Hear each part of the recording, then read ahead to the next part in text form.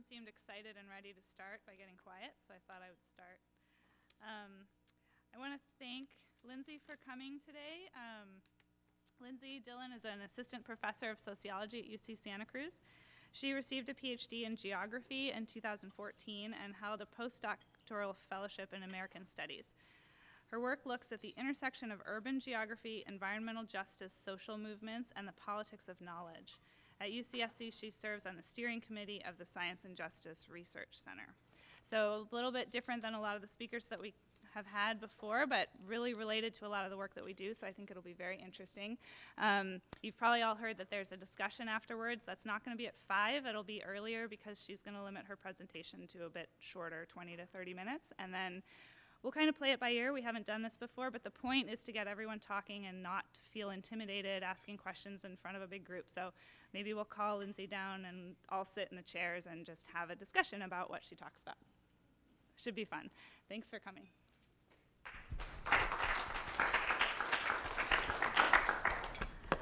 So thank you, Allison, and I also corresponded with Caitlin. Thank you, Gavin, for setting things up. Thank you all for being here. It's an honor, and it was a total privilege to drive down from Santa Cruz. The traffic was terrible, but it's very beautiful. This whole building, this whole campus is gorgeous. You guys are so lucky.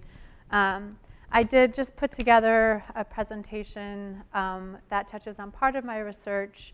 That should be about 20 to 25 minutes, and that will give us time for question and answer. So I hope you stay. I always find those to be the most generative parts of these events. So today I'm going to take us up to San Francisco. And since we're in California, we're close. I'm pretty sure you know the basic geography, but I do want to start with a map. So where we're going to spend time is in this area of San Francisco, a neighborhood called Bayview Hunters Point. Obviously, this is the city. There's the Bay Bridge, the 80 that goes across to Berkeley and Oakland. I did my grad program in Berkeley, so I was commuting down here for my field work. Bayview Hunters Point is bordered by these freeways, and the place I'm going to talk a lot about today is this area of land that juts out to the bay called the Hunters Point Naval Shipyard. So you may have been hearing about it in the news recently. I'll touch on some of those recent stories. What I want to do before diving into more of the substance of the talk is show you a number of maps. And the juxtaposition of the maps that I'll show you will raise some of the questions that I try and answer in my research. So here's just a Google map to orient us. This is a zoning map of San Francisco from 2010. So what we see here, and I'll just point out, here is Bayview Hunters Point, is the location of most of heavy industry in the Bay Area, which is dark blue. And you can see where it concentrates. The zoning is changing a bit now, but this is where most of heavy industry is located. The gray, what you see is Portland, so that's also industrial port, it's also contaminated. And then the pink here is federal, because the Navy shipyard is a federal site. It's also a federal Superfund site. So just those colors gives you a sense of where industry has concentrated. For these and other reasons, Bayview Hunters Point is also a center of environmental justice organizing in the Bay Area. So this map, which is just a close-up of Bayview Hunters Point. So this is kind of the freeway borderline. Here's the shipyard. It says Superfund site. So this is a map done by a group called the Southeast Alliance for Environmental Justice. And they did it in the late 90s or early 2000s as a way of visibilizing all of the different forms of toxic waste and different forms of toxic exposure that they lived with. And they did it in the context of a struggle to stop a power plant from locating in their area. And they were ultimately successful. Right? So this is a community-generated, based on federal and state data sets, environmental justice map. So I have just 2 more maps. This is a map from 2009 from the San Francisco Redevelopment Agency. So again, we can see colors that are concentrated in the southeast. This purple, and also this sort of beigeish yellow color, they both demarcate redevelopment project areas, right? So especially with that purple, you can see that we can already see that Bayview Hunters Point is a landscape in transition. It's a landscape that the city has marked as we're going to redevelop this area, and we're putting money into changing it and transforming it. Okay, so this is the last map. This is from the San Francisco Parks Alliance. And what it shows is the southeast and this proposed networks of parks along the shoreline. And so, you know, it's fun to speak to people I imagine are coastal scientists. And if you know anything about San Francisco history, you know that almost all of this is landfill. And a lot of it is, as we've seen from those past maps, is industrial, some of it vacant lots, all contaminated, but definitely landfill. But the Parks Department has reimagined it as this bike lane and this network of parks, right? Which on one hand is a really beautiful, wonderful idea, but it raises all kinds of questions about how you transform that kind of land into a park, but also in the context of environmental justice organizing and the racial and economic demographic of the area, is whether and how parks contribute to gentrification. So what are the contradictions of urban greening are some of the questions I ask. Bayview Hunters Point is an industrialized, in many places contaminated, place that is today undergoing large, specifically market-based, so privatized redevelopment. It's a historically black community since World War II, although the demographics have shifted in the last 20 years. It has a strong history of civil rights going back to the 60s and environmental justice organizing. I'm going to talk about that a little bit. Today, many longtime black residents feel beleaguered or pushed out of a place they called home, either through rising rents or through this feeling that redevelopment is not for them. And that's a quote, right? So this historical conjuncture raises a number of questions for me about the social and material practices of post-industrial urban change within a city increasingly defined by its finance and tech sector. And I say that because the redevelopment that's happening is not more factories, right? These are commercial centers, residential. I'll speak a bit more to that. And mostly high-end. So some questions I ask in my research. How clean, like what are the standards? How clean does that land have to be before it can be redeveloped, particularly for residential purposes? But not just that, who decides? And what are the effects of market pressure on those decisions and on those standards? So more broadly, these are questions about the politics of knowledge and expertise. There are also concerns about coastal, urban development in industrial coastal regions in the context of climate change. In a place that struggles with unemployment, who does the work? So who is hired to do the remediation and construction? Who benefits and how? Where does the contaminated soil go? So what are the these are, for me as a geographer, what are the geographies of waste that are produced in the process of cleanup? And whether and how does does redevelopment, right, which in one level is really good, right?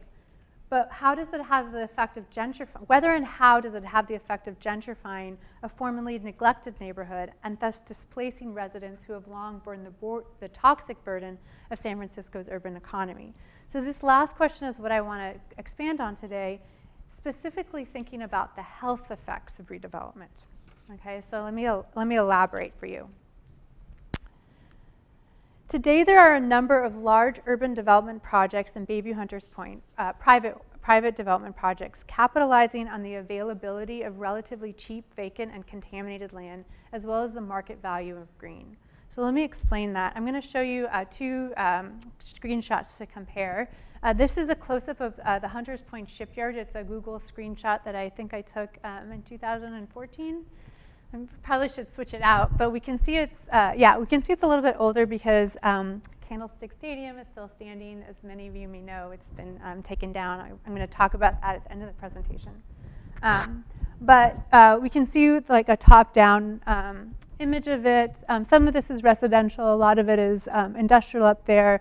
This is a super fun site. Hunters Point is not only a place that has a legacy of industrial warship building, but it has the remains of a radiation laboratory that had operated there for 20 years and was closely tied with nuclear testing in the Marshall Islands. Okay, so it's, there's a lot of stuff going on underground. It is being remediated by the Navy currently and is being transferred piece by piece to a development company called Lennar. So here's how Lennar envisions its project. There's one screenshot, sort of a green area, parks, 10,000 units of condominiums and also offices. Lennar's project is marketed through references to sustainability. For example, like what does sustainability mean for them? Native plant landscaping, the kind of green aesthetic that the buildings are developed as. It's also a LEED certified neighborhood plan through the U.S. Green Building Council. So it's also marketed to like the sort of creative class through like images of bikes and so forth. And so those are some of the new homes. In 2015, it started selling its homes, and right now, currently about 400 people live on part of the area, while the Navy is still remediating other parts of it. So this is the Hunters Point project, just north of that. Literally, you could walk. So here we have Lennar owns this area. This is the Candlestick. I'm going to actually return to this slide at the end and talk about Candlestick Stadium. But if we see where it says just sustainable living, just north of that, there's another project that's right now really controversial within the community. This is a group company called Build that's redeveloping Indian Basin. And you can see they're sort of reimagining urbanism. It's very ecological with like a sort of reconstructed wetland habitat. They talk about it as the Chrissy Fields of the Southeast. There's kayaking and so forth. I'm going to come back to that. So what's interesting, because I've been monitoring or watching these development projects and working in the community for about 10 years, is this green sustainable aesthetic emerged around 2012. Before that, the Lennar project was kind of marketed through this like gritty urban post-industrial sort of aesthetic. So the green thing is actually relatively new. And my colleague Miriam Greenberg talks about this as sustainability branding, or the market-based sustainability that kind of sells. So she sort of questions the material social practices of it. So sociologists Kenneth Gould and Tammy Lewis define green gentrification as when environmental improvements increase racial and class inequality and decrease environmental justice. Anthropologist Melissa Checker writes, and she uses the term environmental gentrification. She says it builds on material and discursive successes of the environmental justice movement, and appropriates them to serve high-end redevelopment that displace low-income residents. So if you remember, I showed you the environmental justice map and the community-generated map that was done in the context of a campaign to fight a power plant. Well, that power plant is precisely where this India Basin, kind of high-end development project is going. So this is only possible because of the labor of activism that kept a power plant from going there. And so that's an example of what Melissa Checker is talking about in building on the successes of the environmental justice movement, but appropriating them in a way that increases racial and economic inequality, or has the effect of doing so.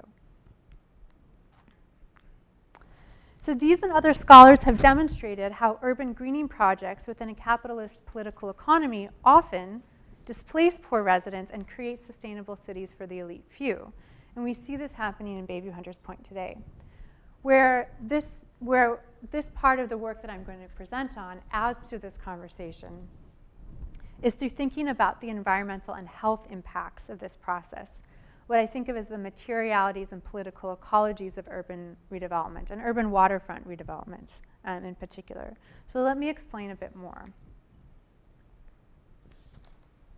Toxic cleanup and urban redevelopment are large earth-moving operations. Since 2006, hundreds of thousands of cubic yards of contaminated soil have been excavated and removed from the Hunters Point Shipyard, some of which is radioactive waste. As contaminated soil is trucked out, uncontaminated soil is brought in as backfill. This soil transfer is facilitated by large diesel trucks which drive through residential parts of the neighborhood. So a lot of stuff is removed, but there's actually, the remediation process leaves a lot of toxic waste underground, and it sort of contains it with either landfill covers, or it will use restrictive covenants to say, like, we can't develop this area as residential. It can only be a park because we've decided to leave some waste there.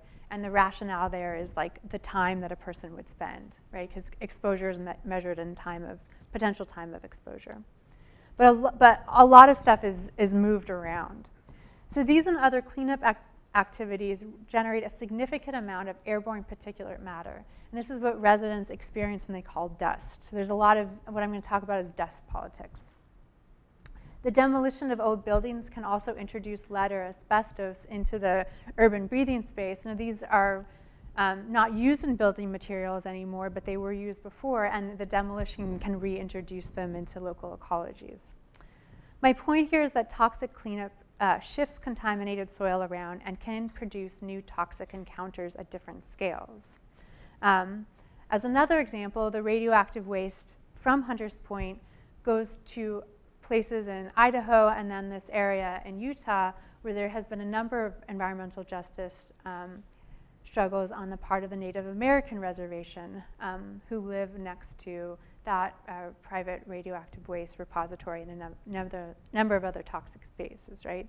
So in some ways, the problem is shifted around. And so we can't just think locally about Hunters Point, but the broader geographies of waste is part of my point. So this image is from a San Francisco Chronicle article of 2007. And at the time, as you can see, Lennar was grading the hillside to build its new homes. The earth here contains serpentinite rock, which contains naturally occurring asbestos that is and can be reanimated through that process of grading and construction.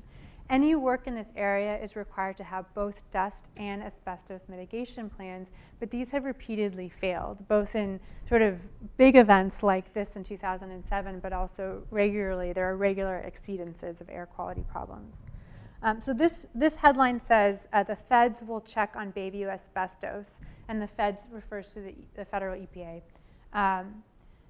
Most of the neighboring residents are public housing, right? And some of that is former shipyard worker housing. Because neighbors complained about exposure to airborne construction dust, some of which they were concerned that would have asbestos. Dust remains an ongoing issue, and in fact, Build's project has generated a number of protests because the environmental impact assessment for that project that I showed you, reimagining urbanism, the images of the kayaks and so forth, will have what in the language of the EIR says an unavoidable and unmitigable impact. So it's going to create a lot of air quality problems during the time of construction. And for the people who live, particularly in the public housing units in that area, for them they feel like this is just another toxic burden. This is just another way that they've been subjected to development projects they don't feel like are for them, right? And I'm going to speak about that in a second. Well, actually, I'll show you.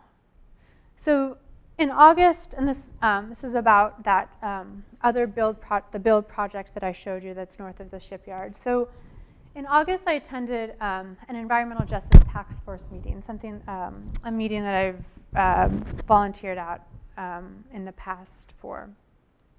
And the focus of this was on the shipyard, but the first part of the meeting was a presentation by the developers with Build, trying to explain to the community all of the benefits that they would get from the project. Like there would be a kayak landing, and there would be parks, and there'd be 25% affordable housing, and so forth. So you can sort of see, these pictures were taken by my partner. You can see the kind of, he's pointing to a sheet that says about all the benefits that they're going to experience. But the people at the meeting, they were very focused on the fact that there was going to be all of this air quality problems, right? So a couple of quotes from people who spoke out,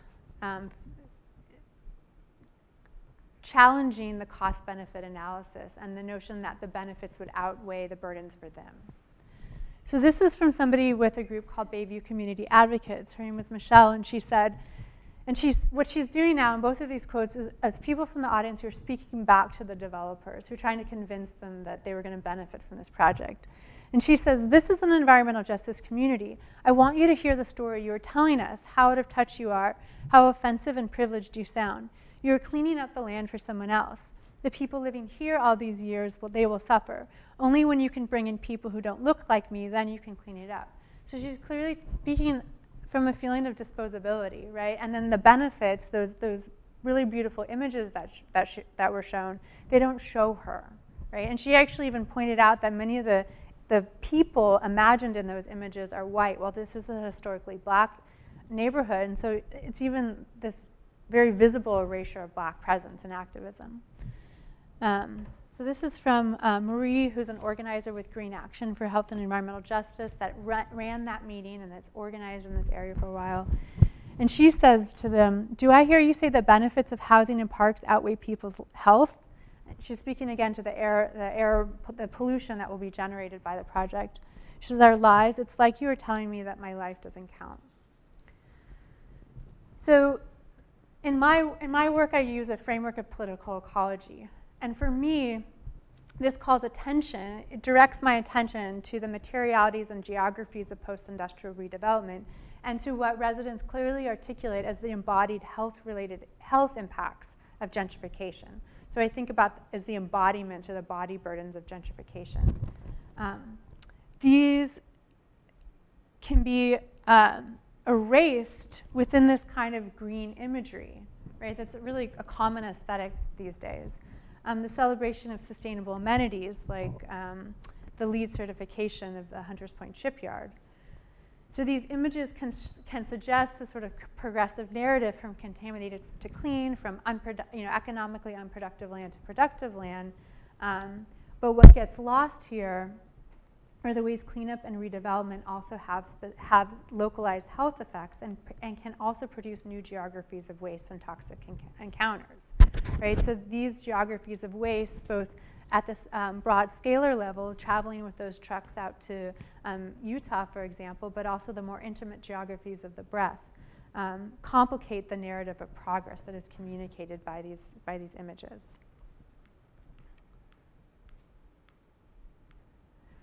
So these feelings of disposability, these feelings of being sacrificed, also speak to other health effects of gentrification that can include the psychological harm of feeling disposable and seeing one's history and sense of place erased through redevelopment. So gentrification, the way I define it, is not just physical, like physically not being able to live in a place anymore, but the feeling like that place that you called home is changing all around you, and the feeling like not belonging in a place, right? So we see this in the Hunters Point area in 2014. Lennar, the developer of the Hunters Point Shipyard, had originally called its big development project Hunters Point, but it changed its name to the San Francisco Shipyard, and it did this because it felt like and this is I'm referring to a consulting report that felt that this Hunters Point Shipyard had really negative connotations and it wouldn't sell as much as the San Francisco Shipyard. So they're literally changing the name, and to me that talks about the cultural politics of redevelopment as well, and this kind of the way that the place is changing even as people might be still living there and they're not physically displaced. So Bayview Hunters Point has a legacy of activism dating to the civil rights movement and the war on poverty era, particularly around housing, redevelopment, health, and environment. So what we see on the left here is a sit-in 1966 at the San Francisco Housing Authority by public housing renters. And what they're protesting here is the terrible conditions of public housing, even in 1966. So both the rates, the what they felt were illegal evictions, but also the deteriorating environment. And what you can't see right here, the white sign says, get rid of the rats, right? So that people were talking about also the public health implications of where they were living as well. This is a protest that I went to in 2011 with the group Green Action for Health and Environmental Justice that organizes in Bayview Hunters Point. So you can tell this is clearly at the height of the Occupy movement because there were tents there. But what they are doing is protesting at the Bay Area Air Quality Management District, and they were protesting the dust that was generated through redevelopment and also the ongoing concerns about asbestos, right? So what we see is Occupy for Clean Air and Environmental Justice.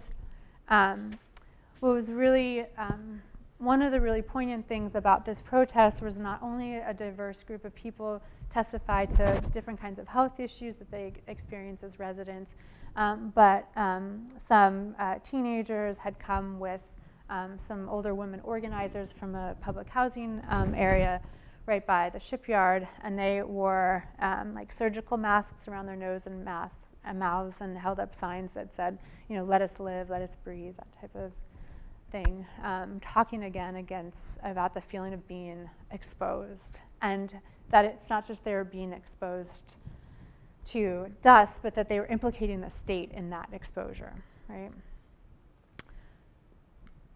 So this history of activism, just a brief sort of snapshot, informed a successful environmental justice challenge to Lennar's attempt to explode Candlestick Stadium in 2015.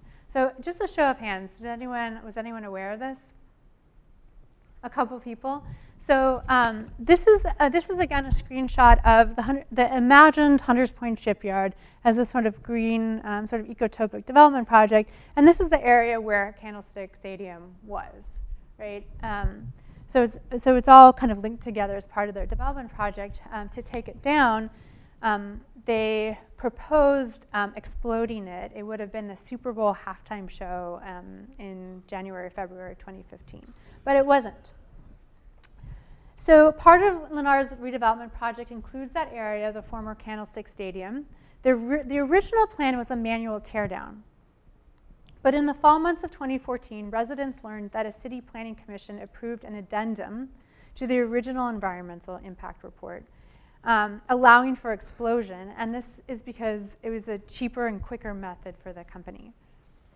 Many residents learned about the new plan a few months later at a community meeting in November. They organized as the Bayview Hill Neighborhood Association. They walked door to door, they handed out flyers, they encouraged people to attend different meetings, they started an internet campaign, they started to gain press.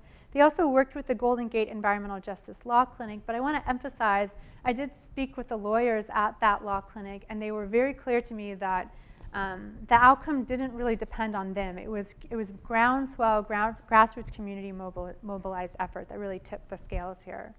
But they did have a couple meetings with the lawyers and some key residents and the development company. After bad press started to come out, the company agreed to go back to the manual teardown, so it was never exploded. But I did meet with some of the organizers of that campaign. So I met her at her home on Bayview Hill. So this is actually a couple lots down, but I met her and another woman she organized with, and then afterwards I had walked down and kind of taken a picture, and this is how close their homes were to the stadium. So I had coffee and we talked a lot. It was just so striking to me how close we were to Candlestick, and yet just down the hall, one of the organizers, 2-year-old daughters were sleeping, and just seeing that the human impact that this could have had.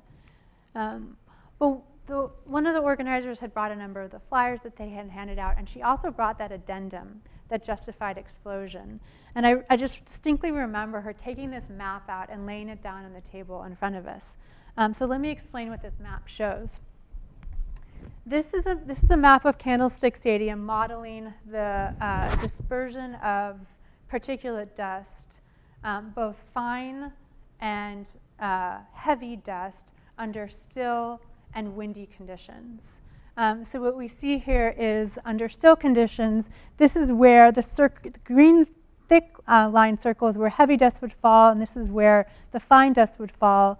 Under windy conditions, you have heavy dust here. If anyone has been to this part of the city, you know how crazily windy it is. If you grew up going to Candlestick Stadium, you know it has all kinds of nicknames: Cave of the Winds, Windlestick. People who live there know how erratic the winds are. So this map was just nuts to them.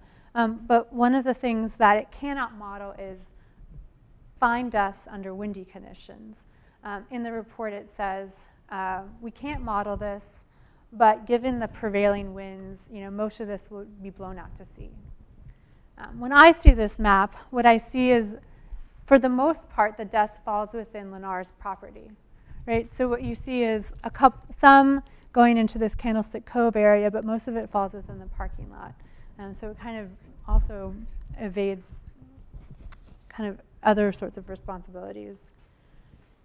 But the two organizers had put this map in front of us, and I remember with them staring at this map together, and we stared at the clean lines on the map.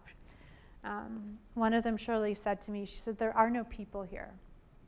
And she tapped the map that was laid out on the coffee table between us. "It's like the people here don't exist." She said, "This is just another assault on the community." So Black Lives Matter was an emerging social movement in the fall and winter months of 2014, at the very time of this mobilization. And some residents drew connections between the stadium explosion and Eric Gardner's last words at the hand of the police officer who had strangled him, "I can't breathe." So if you recall that time, and even still, "I can't breathe" has become a common phrase. It's worn on t-shirts and held on protest signs across the country. As one activist who was involved in this told me, he said, "We need to breathe also." So he was referring to the stadium explosion, but routing it through Gardner's words, right? And so the politics, how he's experienced the stadium explosion is in relationship to that ongoing social movement at the time. It speaks to how the threat of the stadium dust was experienced and interpreted by residents. Shirley, the activist who showed the map to me, she said, is just another assault on the community. Another person just clearly had said, this is clearly a Black Lives Matter issue, referring to the stadium. So residents see the dust not just from the stadium, but from the Builds project, from the rest of the Hunters Point project, as part of a long history of environmental racism and of racism in San Francisco. So just a couple last things. Two other environmental health issues at stake. You may have heard or seen in the news since early 2018, there's been this ongoing retesting of the place on Hunters Point where people live currently.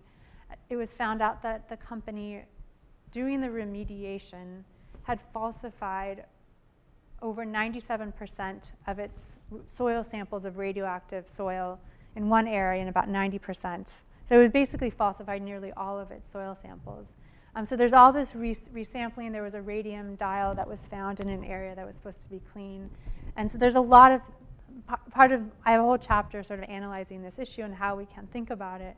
But one of the things I think it does speak to is the market pressures of cleanup, because this company has a fixed price contract. So they have an incentive to do it quickly, and Lennar has an incentive to build the homes and sell them quickly, right?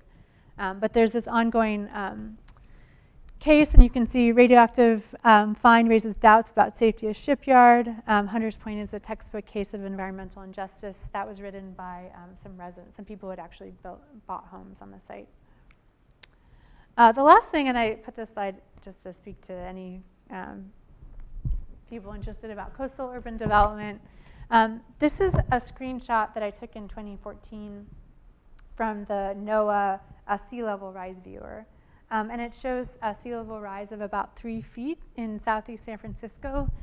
So you can see that a lot of this area is likely to be underwater or threatened by it. So development can, mitigate some of that, but with storms and tides, it's likely that a lot of this development is going to require a lot more thought about the remediation process and the development, right? So sea level rise is also an issue within coastlines that have long histories of industrialization. And most landfill liners, or most landfill sites designed before 2012 have not taken sea level rise into account. So that changes the practices and the science of remediation, and also just basic landfill design. So this also raises questions of intergenerational equity, right? So where does this leave us? There's so much I could say, but I do want to say that we should consider the ways greening projects or greening narratives around urban greening are not necessarily beneficial, or practices of urban greening are not necessarily beneficial, but can be experienced as alienating, and also can, not by intention, but inadvertently link up with political economic processes producing gentrification, right, and other forms of inequality. It raises questions about the market pressures to build on contaminated land, particularly in a real estate market where, like San Francisco. Can we even imagine not building on that site? And when I have interviewed longtime Bayview Hunters Point residents, I would ask them, would you live at the shipyard? Most people who had grown up in that neighborhood literally laughed at me. Their families are deeply tied to that shipyard. They had worked there, they knew people, or their family members they lived near the site. They could not imagine living there. But I would say, well, what should we do with that? And a lot of answers were, well, it should just be either a park or we should just leave it to nature, right? Which is its own thing to analyze. But I think it does raise the question, can we imagine in this real estate market, in this potentially beautiful place to live on the coast of on the shoreline of San Francisco, can we imagine not building there? And this is particularly within the context of sea level rise. Can we imagine an urban development plan that takes seriously the notion of retreat? So retreating from the shoreline and not building, right up to it. One of the things I'll end with is saying that to confront these different challenges that I've raised, both material, ecological, and social, that we need different kinds of urban and environmental imaginaries. So, thank you.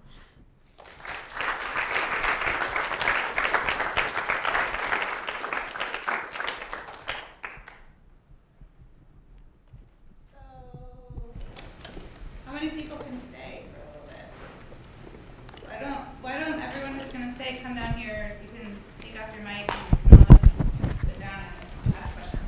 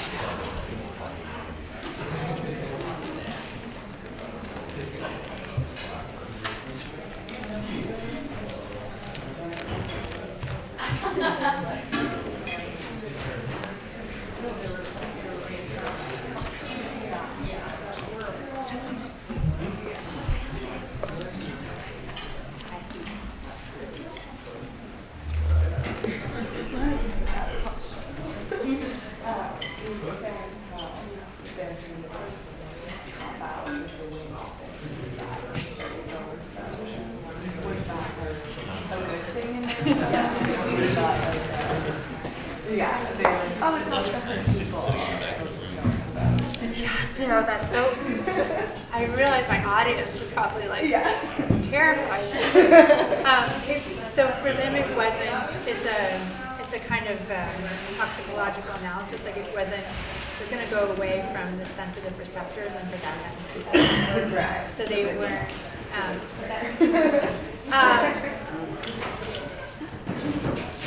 I think that would be one way of saying it. One of the things you could say is that they saw the ocean as a blank space, and if you know the history of that map, it is. Yeah, well, there's a history, and I've come to know this through because there was a radiation lab. I've learned a lot about radioactive waste disposal and the history of that, and up until the 70s, most waste is dumped in the ocean. Yeah. And so it was seen as a dump site. It's sort of like a blank space on the map. And so, so you see that space and it's populated with life.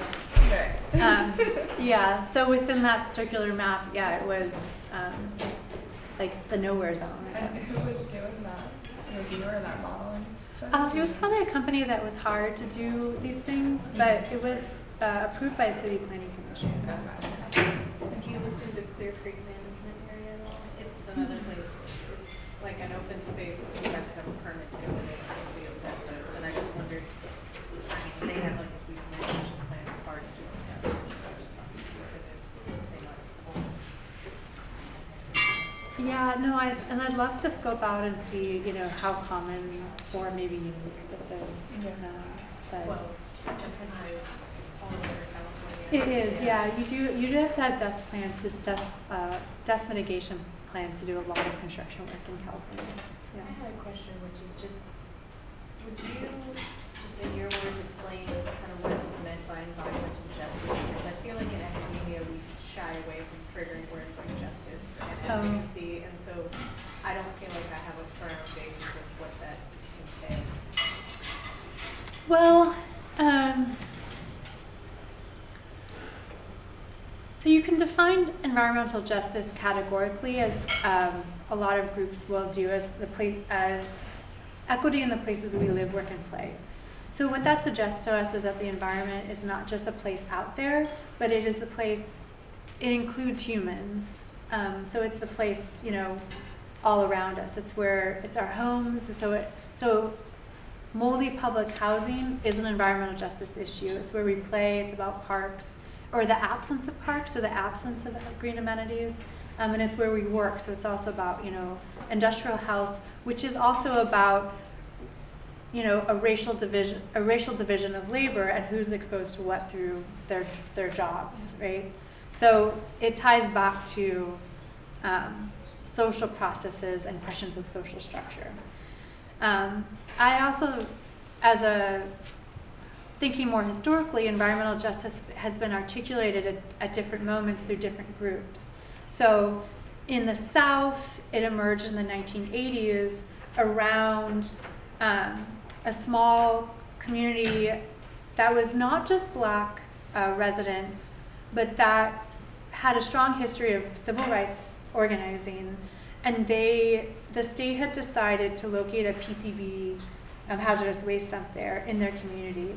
And they, said, no, we don't want that. We suffered enough, right? So they were, again, that was part of like the legacy of civil rights. Or they saw it as a civil rights issue, but then that was the first moment at which something like, and it was specifically environmental racism. It was interpreted.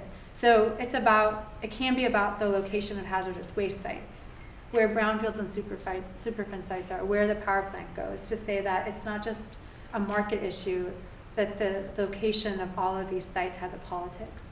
But then we also see it in California here, kind of a proto-environmental justice struggle is Cesar Chavez, the Great Boycott, which was about wages, and it was also about pesticides.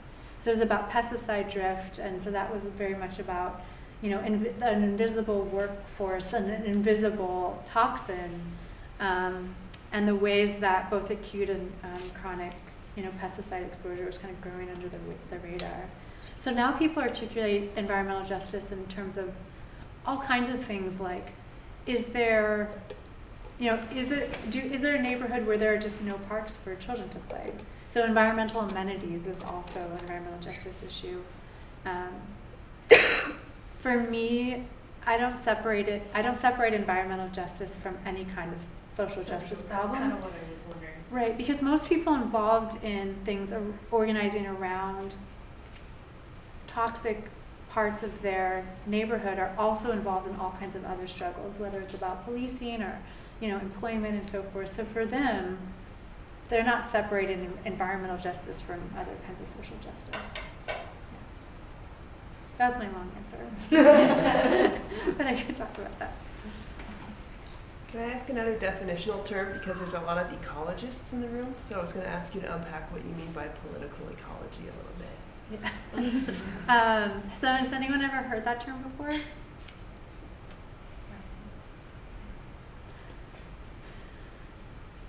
So political ecology is a field. It's an interdisciplinary, but it's an established field. So part of my way to talking into this is to say that if you were to sort of do a library search, you would see like handbooks of political ecology. It was defined initially by anthropologists and sociologists and political economists in the 70s and 80s. And they were, for example, looking at desertification in different countries in Africa. So why is that happening? is it ecological processes? Should we blame the people managing the land? So is it an issue of individual land management? And part of their answer, or part of the way they started to answer that, is to say that we can't blame, it's not just ecological issues, it's not just an individual choice issue. This is about the ways that, African countries are part of a broader global political economy that is putting different pressures on them in different ways. So if we scale up the issue, we can see this we can see it more as in terms of broader questions about what are the social and political economic structures in which people are making management decisions. But it's also, political ecologists look at questions about access to natural resources, so the politics of access, the politics of land management. When I think of political ecology of cities, I think about the geography of health inequalities, or workplace inequalities and so forth. So political ecology probably primarily brings in questions of political economy into thinking about ecological problems like degradation, and to say that the answers are not just behavioral answers, but they have political answers. Does that help? Does that help you guys? So I don't know, what kinds of what kinds of environmental, I don't know if problem is the right word, but if anyone here in the room is tackling something that might also intersect with questions of politics. Yeah. So my lab has done a little bit of mercury in the ocean, and some of the things that connect it are global transport of mercury particulates, and then they settle somewhere and then they become methyl mercury and stuff. The methyl mercury is the type that's in fish that really poison up. And so I think a couple of years ago they had this Minamata convention. And Minamata it's kind of funny. It's not funny, but it's similar to, there's this enclosed bay in Japan. We had these factories pumping out all these chemical byproducts, and it got to the ecosystem and into the fish, and it was killed I think 2,000 people over the course of 30 years. Anyway, so that's the backdrop of this meeting, and very similar to this, there's the balance between people trying to make some kind of economic progress to catch up with other developed countries, but now they're being under the thumb of more first world countries that are now a little more eco-conscious. They're like, hey, well, you need to not put out as much, or you need to buy these new filters or caps to make sure you're not emitting as much mercury emissions. And there's some literature that shows in I don't know which ocean it is, but there's actually been a dip in mercury. But other places it's kind of come up. But it's this balance between socioeconomic,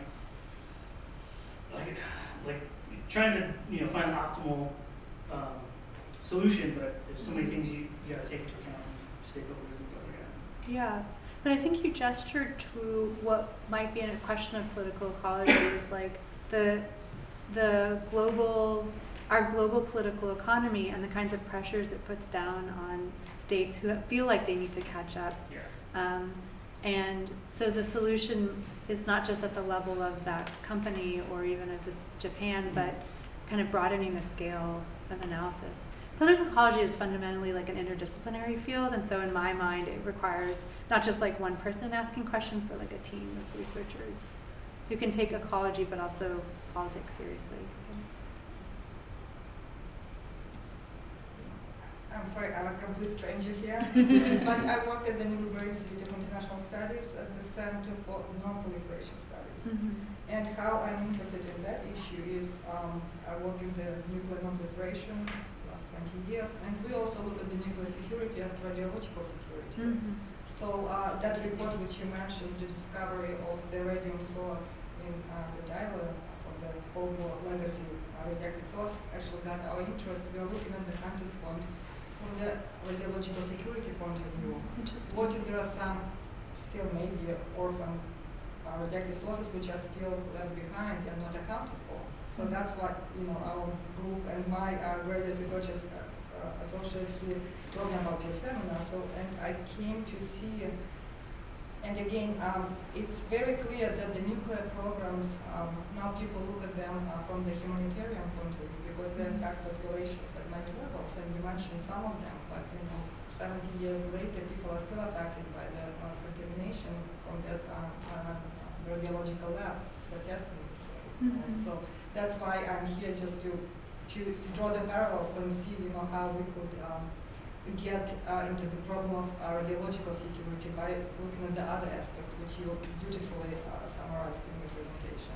Just to see, not environmental only, but is the security threat in that neighborhood, which could also deserve some attention. Yeah. Well, I mean, what is the solution? Is it better containment? Like, is it moving that? Because I think about radiological security, and in my mind, I think it's a constant, ongoing achievement, right? It's never a final. There's never a final answer. Like any kind of like repository, it requires continued maintenance, and so one of the ways I've started to thinking about containment or even cleanup is this always provisional state. That's never like a final sort of answer. But I just wonder how you think about. We mostly look at the sealed radioactive sources which are contained in some sort of equipment. Yeah.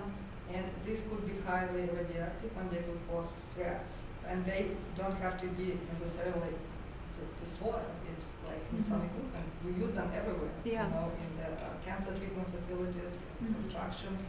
And for example, I look at the former Soviet Union countries where there are a lot of sources which are still being found. They accidentally pop out, in some neighborhoods because they were left behind after the collapse of the Soviet Union. Nobody accounted for them, and that's what my interest is. What have been left behind after that lab was shut down.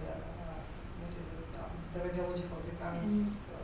The NRDL in 1969. So we are trying to think maybe we could identify people who might have the knowledge, historic knowledge of working in the shipyard, and see if they could recognize any of the sources showed in the pictures, and that's what we successfully done in the former Soviet Union. Actually able to locate some sources. Yeah, and I think that's what you have to do because the records are very spotty, and even if you go by official records, what has happened when you talk to, I know that, recognize that, but when you talk to people who actually work there, they say, well, we just tossed it out the window. Yeah, and that's a scary part. Yeah. Because people even didn't understand the dangers of radiation, of radioactivity back then, and people were careless, maybe the wrong word, but they were not taking precautions or not accounting for all the radioactive sources which were used. Yeah. Oh, it's really interesting. But it was really interesting to listen to you. Yeah, thank you. I was wondering if you have any examples or know of any projects, because it feels like there could be some sort of intermediate where you kind of create a better area for someone to live in, but also continue but that community feels welcome. Like all of those problems with creating this beautiful community where the people that lived there before now don't feel welcome or can't afford it, and so have basically gotten kicked out. Do you know of any examples of places that have found kind of that intermediate? Because I think that this discussion maybe needs to be talked about more, but it's in the air. I've heard of it before. I think that, I guess my longer version of that talk, I talk more about how else we might imagine redevelopment. But one of the things I'll point to that I've been really interested in is community land trusts. So I was luckily interviewed for this article that came out in Bay Nature last month, and it was about parks and gentrification. It was a really beautiful article that somebody wrote on Hunters Point and green gentrification there. And one of the questions of the article was, or the title of the article is, do parks push people out? So my answer to that is like, no, not in themselves, although they can be experienced as that, but they can be inadvertently contribute to like higher land values and gentrification. So what is the solution to that? And the question is like, what are the policy tools to keep people in place? Right, because what you see now is just like rampant market forces and no protection for, and not just protection, but a sense that, redevelopment is there for the community. And this is why history is really important to understanding why people's reactions are so negative against the redevelopment agency. So literally I remember going to one activist's home, this was in 2012 or 11, and he brought me to his backyard and there was this huge coffin. And it was a fake coffin, but he explained to me that he had used it in a protest, like to talk about the death of the community, and it was a protest against the redevelopment agency.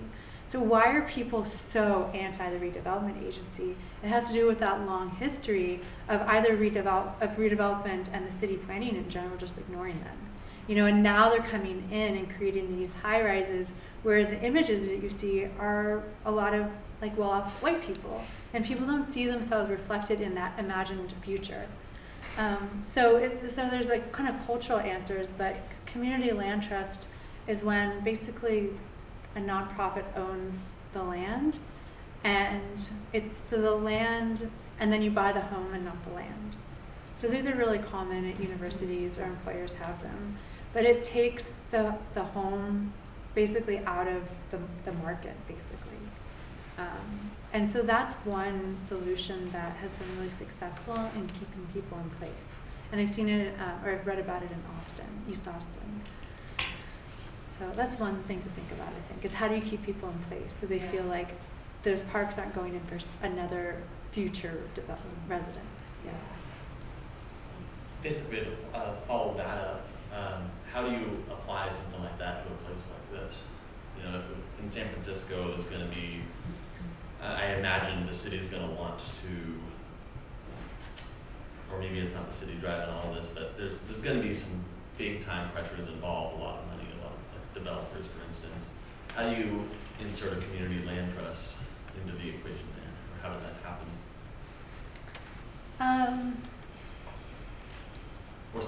Or some equivalent, better solution, I guess. It's a hard answer because in some ways that's what public housing, the promise of public housing was. The government owned land and kept housing units below market value. But what we've seen in the past 50 years is just a loss of a consensus around public housing. So much so that all of these units are turned over to a private like a nonprofit developer who basically, so they're privatizing public housing. And I think that it's hard to imagine because so much of the way we do social policy now is through this notion that the market is the best mechanism to allocate goods or to deal with things, right? Whereas, 30 years ago, even if we look at environmental policy, like you guys might be familiar with, when the EPA was created, the Clean Air Act, Clean Water Act, all these were big sort of top-down regulations. We don't see anything like that anymore. Environmental policy now is very much about subsidies and working with companies and market incentives and so forth. So that kind of common sense around how we deal with social issues through the market is so pervasive. So, how do you do that? I think you have to kind of bring it to that other level, and is what is the world that we want to live in? Yeah.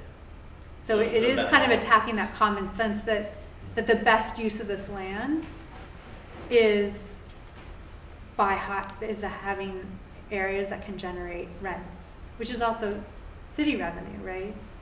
But I think part of it is recognizing that common sense that we all live in, that the market is the best allocation of our social goods. And so challenging that fundamental premise would change the way we would imagine how we might reuse this land. So is that like a city would take that action and decide to do something aside from give it to a developer or something like that, or? They could, yeah. I think I read about it. It was here, a collective, it was like an artist collective, and they cumulatively pooled all their money and took out a loan that was, you know, backed by a nonprofit, and they bought the land.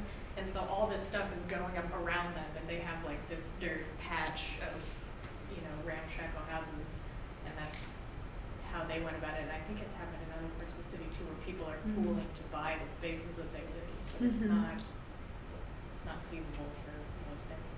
Yeah, I guess a co-op model. Yeah.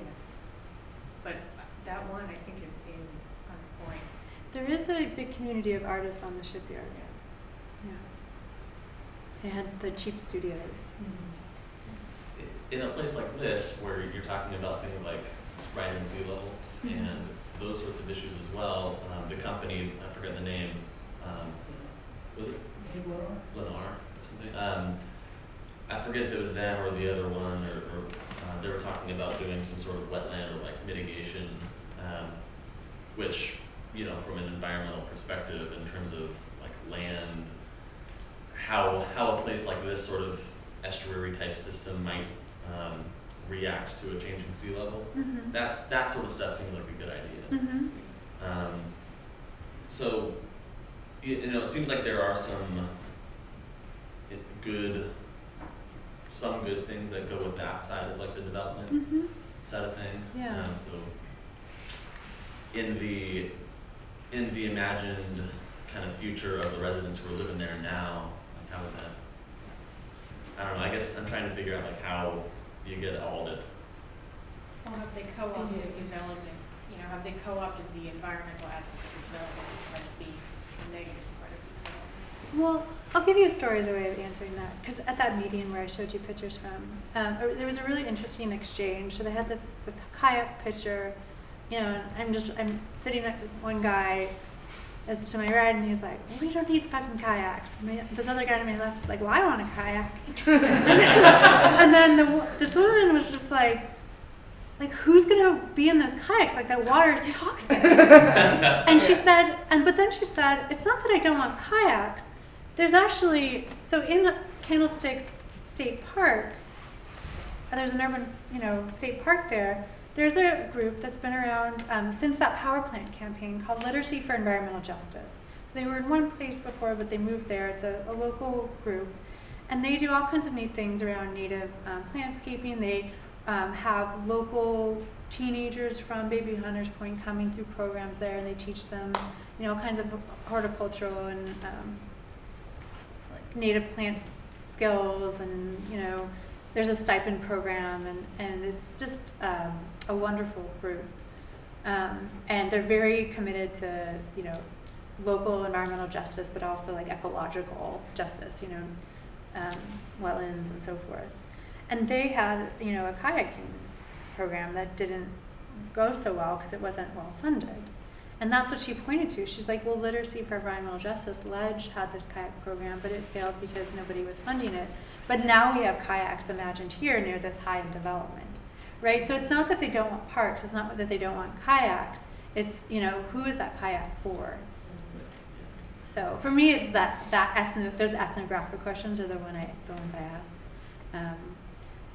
So. I think if you take people that are like living there now out of the equation, and the people that are going to live in those new homes, I think it was like Indian, whatever it was, the like implementation of that watershed environment alone would help remediate the land and make it better for everyone.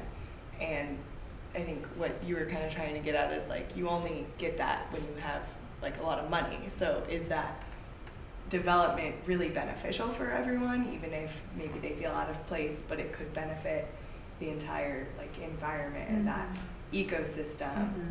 And they're not going to get that, like you said, they didn't even have enough money for kayaks, so they're not going to get that benefit without that development.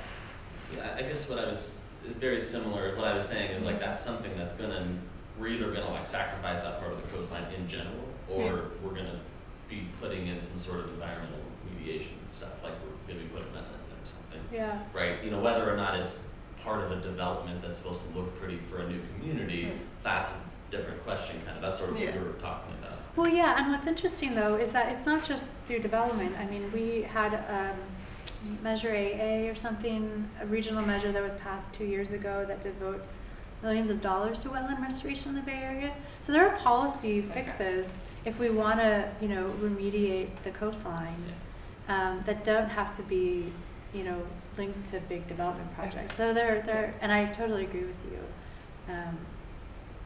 that we need that kind of work. Although I was at Mare Island Naval Shipyard a month or two ago, and I was at an area that they've made into a trail and a sort of a new wetland and so forth. And there were 3 signs. There were 4. There was a map of the area, a sign that said, watch out for these little like critters that you might see, watch out for ticks, and here's what unexploded ordnance looks like. If you see it, like back away. So I have these images of all of them, and to me it really encapsulates what I'm interested in, which is that a lot of the stuff, it doesn't go away. Even if it's not there anymore, it's going somewhere else, or a lot of times it's capped, and it's relatively safe. Like I don't really feel like I'm gonna come across unexploded ordnance. But if there was like a big like storm and some tides, yeah, I might. So we live in this world where there is no purity, right? There is no way for this waste. And so it's sort of a paradoxical place where we're not, even with remediation, we're not returning to a pre-industrial, pre-military state.